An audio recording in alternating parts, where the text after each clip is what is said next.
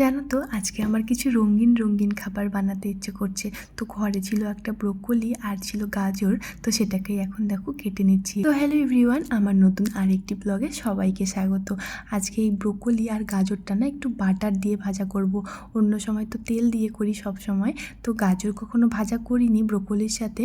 তো আজকে কিন্তু গাজর আর ব্রোকলিটা একটু বাটার দিয়ে ভাজবো। আর দেখো এখানে আজকে আমি অরহর ডালটাও বানিয়েছি, সেটাতেও ফুলকপি দিয়ে দিয়েছি আর লাস্টে একটু ধনেপাতা দিয়ে দিয়েছি। এখানে কিন্তু আমি খুবই সামান্য একটু বাটার দিয়েছি। আর তারপর আমি ব্রোকলি আর গাজরটাকে দিয়ে হালকা হালকা করে ভেজে নেব। এটাকে কিন্তু বেশি ভাজবো না, একটু একটু সফট থাকবে।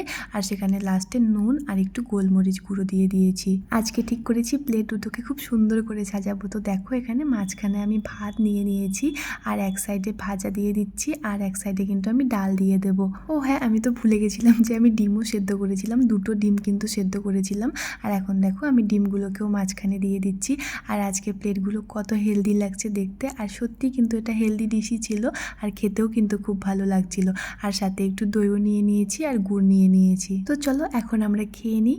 তো আজকে ব্লগটা এখানেই শেষ করছি, আবার তোমাদের সাথে দেখা হবে নেক্সট ব্লগে। তোমরা ভালো থেকো, সুস্থ থেকো, আর প্লিজ আমাকে ইউটিউব থেকে দেখলে সাবস্ক্রাইব করে দিও, আর ফেসবুক থেকে দেখে থাকলে প্লিজ একটু ফলো করে দিও। আবার দেখা হচ্ছে নেক্সট ব্লগে। টাটা সবাইকে।